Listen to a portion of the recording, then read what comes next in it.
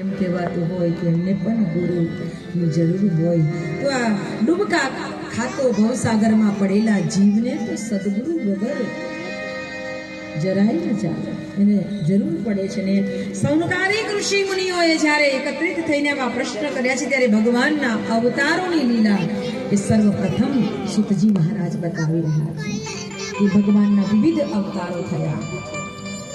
મત્સ્ય અવતારથી લઈને 10 અવતારોને યાદ કર્યા અને ભગવાનના આંશિક અવતારોને યાદ કરીને 24 અવતારોનું સ્મરણ કરાવવામાં આવ્યું છે કે ભગવાન નામ જોવો ને તો 24 અવતાર થયા. આ 24 અવતારનું પણ કેટલું મહત્વ છે.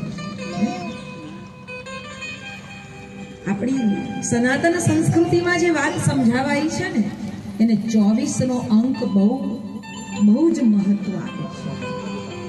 એક દિવસના કલાક કેટલા છે? 24 છે.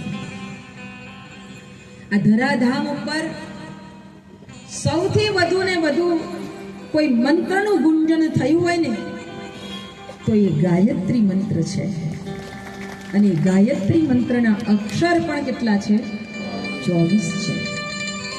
આ ધરાધામ ઉપર અવતારોનું પ્રાગટ્ય થયું ને શ્રીમદ ભાગવત મહાપુરાણ એની સાફ પૂરે છે ને કહે છે એ કેટલા છે? 24 છે.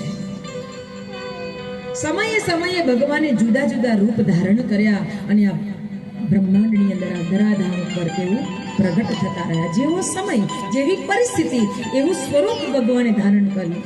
હે ને? સમય એવો આવ્યો, એવા અવતારોની કથા આપણે આગળ સાંભળીશું એટલે એના ઉપર વિશેષ જણાવટ નથી કરતા, પણ જેવો સમય પરિસ્થિતિ આવીને એવું સ્વરૂપ ભગવાને ધારણ કર્યું. વિચાર કરો. પણ સૌથી શ્રેષ્ઠમાં શ્રેષ્ઠ પ્રભુના પ્રાગટ્યને આ સંસારે વધારે ને વધારે જો દિલથી વધાવ્યું હોય ને તો એવા 2 અવતારો થયા, રામા અવતાર અને કૃષ્ણ અવતાર. એટલે એ બેની કથાઓ તમને ચારે તરફ એ ઉત્તમ દિવ્ય પ્રભુએ આવીને જે દિવ્ય ચરિત્રો બતાવ્યા એ આપણે ગાઈ રહ્યા છીએ. પરમાત્મા તો એક જ છે, પણ એને સમયે સમયે જુદા જુદા રૂપ ગ્રહણ કર્યા છે. અને આપણે પછી એમ કહીએ કે ના, તમારું નહીં, અમારું જ સાચું, તો એ કેવી રીતે યોગ્ય કહેવાય? તમને આ ગમે છે તો તમે આ સ્વરૂપને ભજો, મને આ સ્વરૂપ ગમે તો હું આ સ્વરૂપને ભજું. અંતે તો એકનો એક, હે ને?